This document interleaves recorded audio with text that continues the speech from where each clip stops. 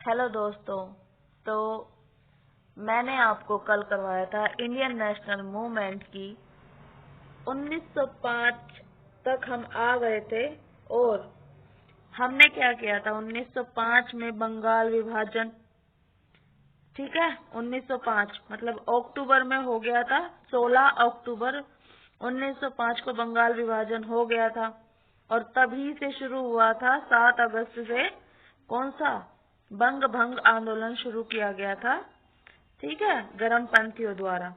और जो आगे चलकर किसमें बदल गया था 1906 में आगे चलकर क्या हो गया था, ये स्वदेशी आंदोलन में चेंज हो गया था। ये हमने कल पढ़ लिया था। और फिर फाइनली 1907 के सूरत अधिवेशन में कांग्रेस का विभाजन हो गया था, क्योंकि नरमपंथी और गर्मपंथियों के बीच में मनमुटाव हो गए थे। और ये मनमुटाव इतना ज्यादा बढ़ गया था कि सूरत अधिवेशन में तिलक को अध्यक्ष नहीं बनाए जाने पर गर्मपंथियों में बहुत ज्यादा गुस्सा भरा हुआ था।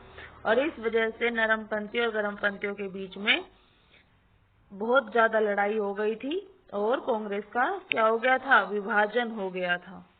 और मैंने कल आपको बताया था कि दिसंबर 1915 में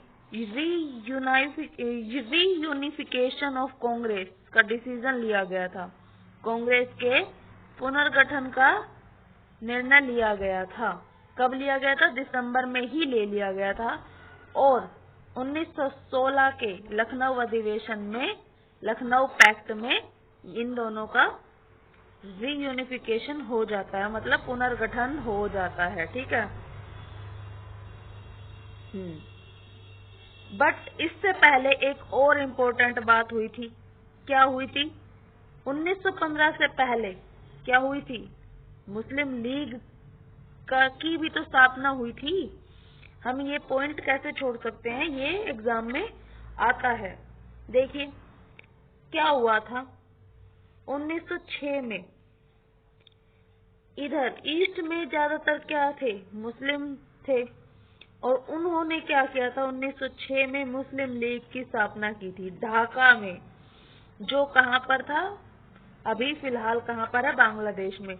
उन्होंने इसकी फर्स्ट मीटिंग की थी और स्थापना की थी मुस्लिम लीग की ढाका में। और नवाब सलीमुल्लाह के घर पर इसकी मीटिंग की थी। ये वहाँ के नवाब थे। ठीक है। और इन्होंने क्या किया था, बंगाल विभाजन का समर्थन भी किया था। क्या किया था? बंगाल विभाजन का समर्थन किया था। क्यों किया था? देखो क्या हुआ था, मैं बताती हूँ। मैंने आपको पहले करवाया था चार्टर एक्ट 1858, 1858 का चार्टर एक्ट मैंने करवाया था आपको। ठीक है। इसमें क्या हुआ था, सबसे ज्यादा क्या हुआ था, मुस्लिमों की संपत्ति जब्त कर ली गई थी, है ना। और मुस्लिमों को बिल्कुल साइड में कर दिया गया था, उनकी राजनीतिक प्रशासन से दूर कर दिया गया था। क्या कर दिया गया था? राजनीतिक प्रशासन से दूर कर दिया गया था। अब सोचो, जिन्होंने 200 सालों तक मुस्लिमों ने राज किया, जिनके हाथ में सारी कमान थी, हर छोटे से बड़े पद पर मुस्लिम ही थे, उनको बिल्कुल साइड कर दिया।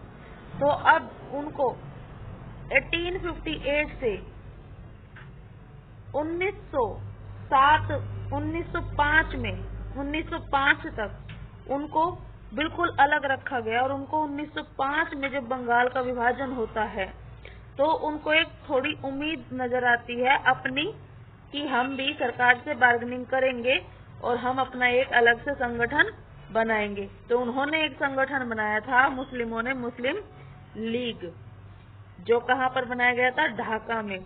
और किसके घर पर बनाया गया था? नवाब सलीमुल्लाह के घर पर। ठीक है। तो अब हम इससे आगे 1905 से 1920 का जो सेकंड फेज था ना इंडियन नेशनल मूवमेंट का, आज हम वो कवर करेंगे। ठीक है। तो गाइस, अगर आपको ये मेरी क्लास और मेरे समझाने का तरीका अच्छा लग रहा हो तो प्लीज लाइक शेयर करना ना भूलें and subscribe my channel please. अब हम देखते हैं 1906 में क्या हुआ, मुस्लिम लीग का गठन हुआ था। क्या हुआ था? मुस्लिम लीग का गठन हुआ था। कहाँ हुआ था? ढाका में हुआ था। नवाब सलीमुल्लाह के घर पर बैठक हुई थी, फर्स्ट मीटिंग हुई थी। ठीक है। इसके जो आजीवन अध्यक्ष बने थे, जो इसके आजीवन अध्यक्ष लाइफ टाइम प्रेसिडेंट बने थे, कौन बने थे? आगा खान बनाए गए थे। और प्रथम अध्यक्ष कौन बने थे? फर्स्ट प्रेसिडेंट वकार उल मुल्क बनाए गए थे। देखो, दो क्वेश्चन हैं जो एक तरीके से पूछे जाते हैं कि इसका अध्यक्ष कौन था। अगर पूछा जाए कि आजीवन अध्यक्ष कौन था, आजीवन अध्यक्ष कौन था, तो आगा खान बनेंगे। और अगर पूछा जाए कि इसका मुस्लिम लीग का फर्स्ट प्रेसिडेंट कौन थे, तो वकार उल मुल्क बने थे इसके फर्स्ट प्रेसिडेंट। इसमें कंफ्यूज नहीं होना है। और यहाँ के क्या थे? ज्यादातर मुस्लिम जमींदार वर्ग से थे। ठीक है, ज्यादातर मुस्लिम जमींदार वर्ग के लोग थे, मुस्लिम लैंडलॉर्ड थे। क्योंकि जब ये ईस्ट इंडिया कंपनी वाले नहीं आए थे तो सबसे ज्यादा लैंड्स किसके पास में थी? मुस्लिम्स के पास में ही तो थी, क्योंकि इनका ही तो राज चल रहा था पिछले 200 सालों से। ठीक है। मुस्लिम लीग ने बंगाल विभाजन का समर्थन किया था। They were supported the partition of Bengal. Okay, ये याद रखना। और जो मुस्लिम लीग की स्थापना हुई थी वो कब हुई थी? 1906 में। और किसके टाइम पीरियड में हुई थी? तब कौन था गवर्नर जनरल? लॉर्ड मिंटो थे। लॉर्ड मिंटो थे। और ये प्लानिंग कहाँ हुई थी? शिमला में। अगर आपसे पूछा जाए कि कांग्रेस की प्लानिंग भी कहाँ हुई थी, तो कांग्रेस की प्लानिंग ए.ओ. ह्यूम ने शिमला में ही की थी।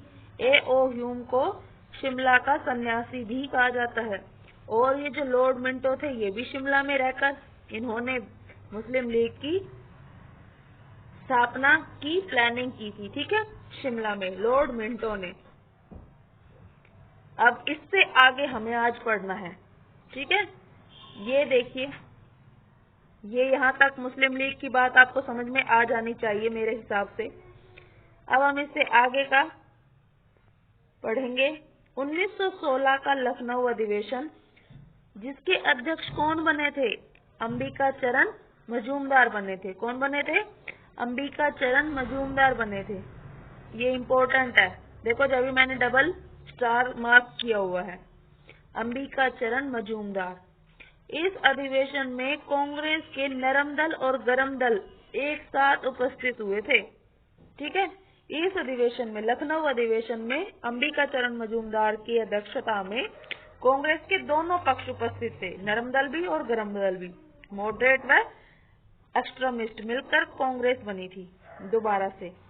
बट एक और इम्पोर्टेंट बात, इस अधिवेशन में कांग्रेस और मुस्लिम लीग के बीच में क्या हुआ था? समझौता हुआ था। ये ध्यान रखना, लखनऊ पैक्ट हुआ था, जिसे लखनऊ समझौता कहा जाता है।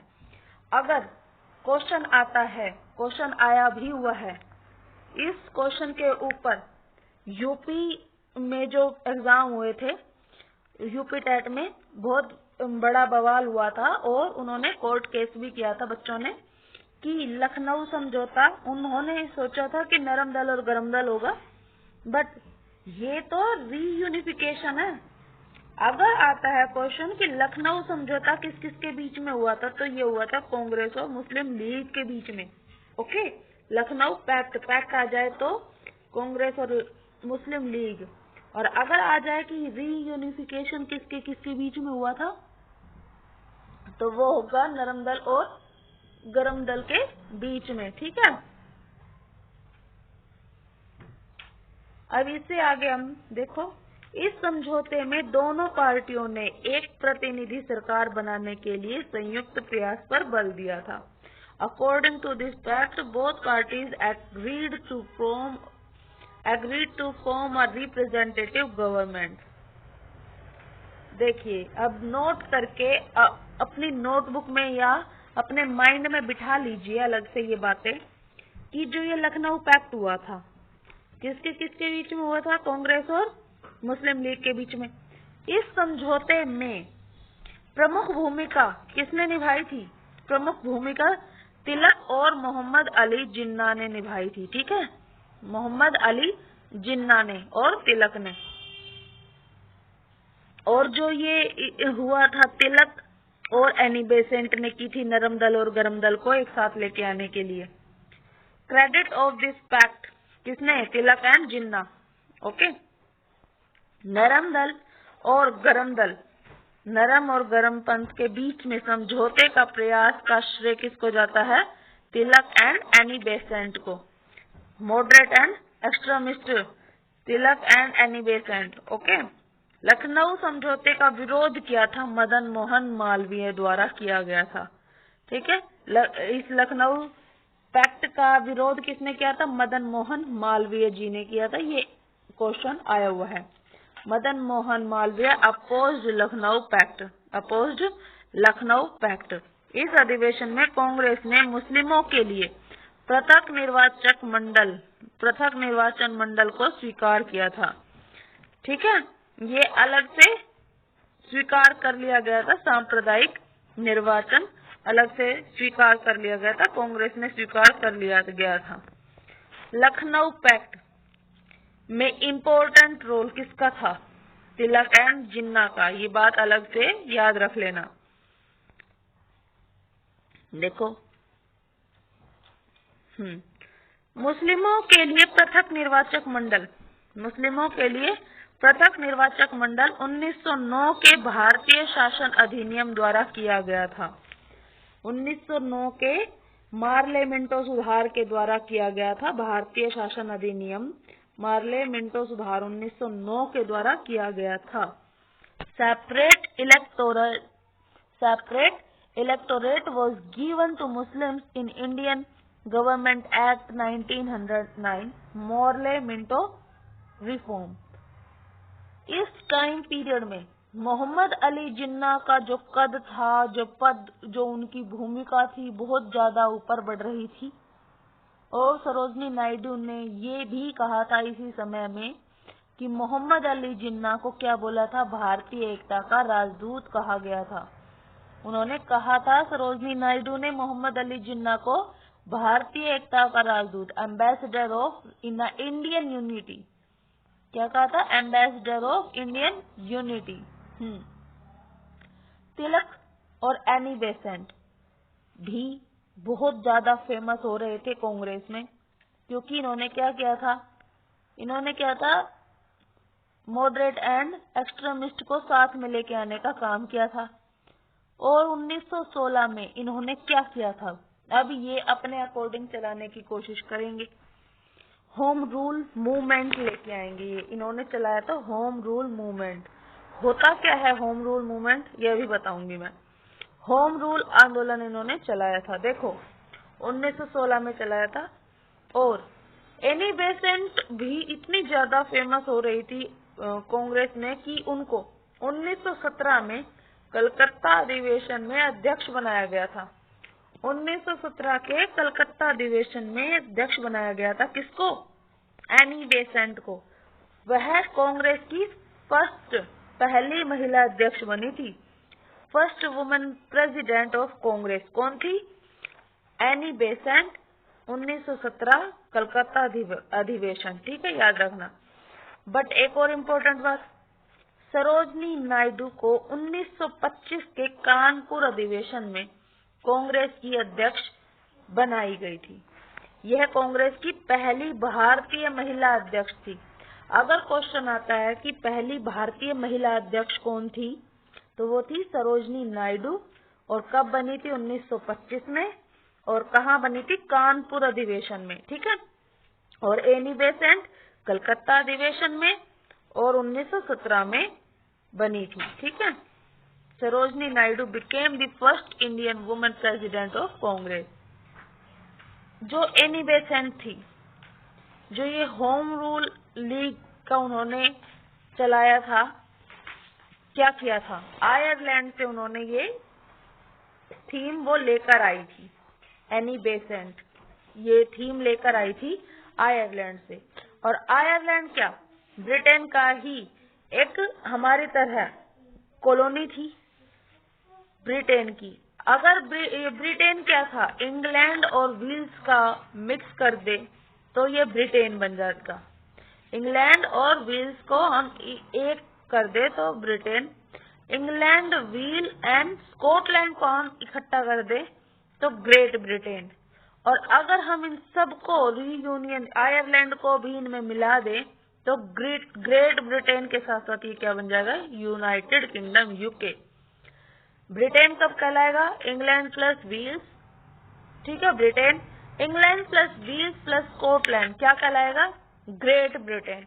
और अगर इन तीनों में हम आयरलैंड को जोड़ दे तो ये यूनाइटेड किंगडम बन जाएगा। आयरलैंड में क्या हो रहा था, कुछ इश्यूज पर लॉ मेकिंग के उनको खुद आयरलैंड के लोगों को सेल्फ रूलिंग का काम उनको दे दिया था, सेल्फ डोमिनियन का मतलब होता है स्वशासन। उनको कुछ मुद्दों को छोड़कर कानून बनाने का काम उन्हीं को ही दे रखा था, आयरलैंड वासियों को ही दे रखा था, और इसे कहते थे होम रूल। और इसी के पक्ष में, इसी के तहत, आयरलैंड के तहत ही यहाँ इंडिया में भी होम रूल लीग चलाई गई थी, होम रूल मूवमेंट चला गया था, ठीक है। देखो 1916 में home rule movement, home rule आंदोलन, क्या आयरलैंड की तरह भारत में भी होम रूल, सेल्फ डोमिनियन मतलब कि स्वशासन की मांग की जा रही थी। और इसके दो प्रमुख नेता थे, कौन कौन, तिलक और एनी बेसेंट। तिलक को बम्बई में सरकार ने उनको बैन कर रखा था, बायकॉट कर रखा था कि आपको मुंबई में नहीं आना है, तो उन्होंने अपनी लीग कहाँ बनाई थी, पूना में बनाई थी। और एनी बेसेंट ने मद्रास में अपनी लीग बनाई थी, ठीक है। तिलक की जो होम रूल लीग थी उसके अध्यक्ष कौन बनाए गए थे, जोसेफ बैप्टिस्टा, ठीक है, जोसेफ बैप्टिस्टा। और उनके जो सचिव थे, सेक्रेटरी थे, वो थे एनसी केलकर, तिलक के थे ये। और जो एनी बेसेंट के home rule league, Annie Besant के होम रूल लीग के अध्यक्ष थे, प्रेसिडेंट थे, वो कौन थे, जॉर्ज अरुंडेल, ठीक है, कौन थे, जॉर्ज अरुंडेल। और एक और चीज याद रखना, ये इम्पोर्टेंट चीज है कि होम रूल मूवमेंट से एक और नेता बहुत ज्यादा इम्पोर्टेंट है, अय्यर, सुब्रमण्यम अय्यर भी इस आंदोलन से जुड़े थे। एग्जाम में ये 4 दे देंगे, कोई भी 4 नाम ये उठाकर दे देंगे और कहेंगे कि कौन इससे रिलेट नहीं करता है, जिससे होम रूल आंदोलन से कौन नहीं करता। तो सब लोगों को पता है कि अय्यर या और कोई नहीं, सब लोगों को पता है तिलक और एनी बेसेंट, तो वो अय्यर को निकाल देंगे, बट अय्यर भी इसी आंदोलन से जुड़े थे, ठीक है। देखिए एनी बेसेंट ने एक न्यूज़पेपर चलाया था, ये इम्पोर्टेंट है, न्यू इंडिया कॉमनवेल्थ चलाया था इन्होंने, न्यू इंडिया कॉमनवेल्थ, ठीक है, ये याद रखना, न्यू इंडिया कॉमनवेल्थ किसने चलाया था, एनी बेसेंट ने। देखिए अब कांग्रेस अब अपनी तरफ से पूरी कोशिश कर रही थी, क्या हर एक मूवमेंट चला रही थी, पर हर एक मूवमेंट को, हर एक आंदोलन को चलाने के लिए क्या चाहिए, एक ऑर्गेनाइजेशन। उनके पास ऑर्गेनाइजेशन तो थी, क्या थी, कांग्रेस। आइडियोलॉजी, विचारधारा, उनके पास विचारधारा भी थी, स्वशासन और स्वराज। बट उनके पास किस चीज की कमी हो रही थी, एक लीडरशिप की कमी हो रही थी। आपको पता होगा 1916, ये 1918 में, ये इस टाइम पर सब लोग तिलक को बनाने के लिए बोल रहे थे अध्यक्ष, बट 1918 में ये इंग्लैंड चले जाते हैं, लंदन चले जाते हैं, किस पर, उससे मर्शेल पर, वैलेंटाइन मर्शेल पर ये केस करने के लिए चले जाते हैं, क्योंकि उन्होंने इनके बारे में अपनी बुक में लिखा था कि तिलक इंडिया पीस को अशांति का फैला रहे हैं तिलक, तो इन पर केस करने के लिए ये लंदन चले जाते हैं। और वैसे भी तिलक एक्सट्रीमिस्ट के लीडर थे, फेमस, मॉडरेट इनको पसंद नहीं करते थे, ठीक है, तो इनके अंदर एक नेतृत्वकर्ता की कमी थी। ठीक है, जो की कमी किसने पूरी की? महात्मा गांधी ने पूरी की। 1885 से 1915 तक का हमने ये सफर किया गांधी के बिना। अब गांधी जी आएंगे और इनको एक लाइन में लेकर चलेंगे। एक लीडर के पीछे अब ये पूरा देश चलेगा। तो ये थी यहाँ 1915 तक की स्टोरी की तरह हमने हिस्ट्री को पढ़ा, समझा और जाना। कल हम इससे आगे, अब आएगा गांधी युग। इसके आगे गांधी जी के पीछे पीछे सारे लीडर, सारा देश चलेगा और हमें आजादी मिलेगी। तो कल हम इससे आगे का पढ़ेंगे। ठीक है, 1915 के बाद से हम पढ़ेंगे। 1916 का लखनऊ पैक्ट हो गया है, ये हमने पढ़ लिया है। इससे आगे का हम कल पढ़ेंगे। ठीक है भाई guys, please like and share and subscribe my channel. Thank you, bye bye.